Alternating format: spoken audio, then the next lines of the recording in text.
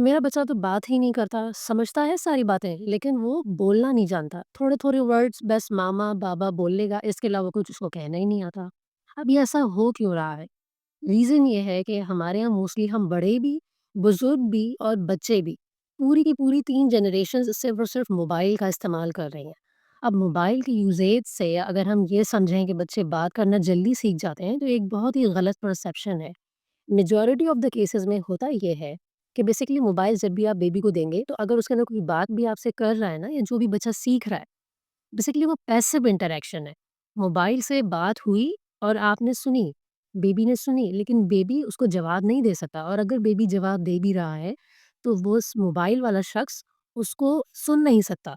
तो ये एक पैसिव इंटरैक्शन है जो कि सिर्फ़ और सिर्फ़ मोबाइल से हमारे ब्रेन में जा रही है। एक्टिव इंटरैक्शन नहीं है कि यहाँ से उसने पार्टिसिपेट किया, यहाँ से बेबी ने पार्टिसिपेट किया।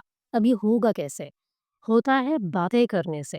अब इसका तरीक़ेकार ये है कि जब भी मैं अपने बच्चे को सुबह मेरे साथ है और मैं अगर उसको दूध देने के लिए हम किचन में जाते हैं, तो मैं उसको नरेट करती हूँ कि हमने बॉटल जो है फ्रिज से निकाली है, अब हम माइक्रोवेव में गरम कर रहे हैं, इसको आपकी बॉटल में ट्रांसफ़र कर रहे हैं। फिर मैं उसको कमरे में लेकर आ गई।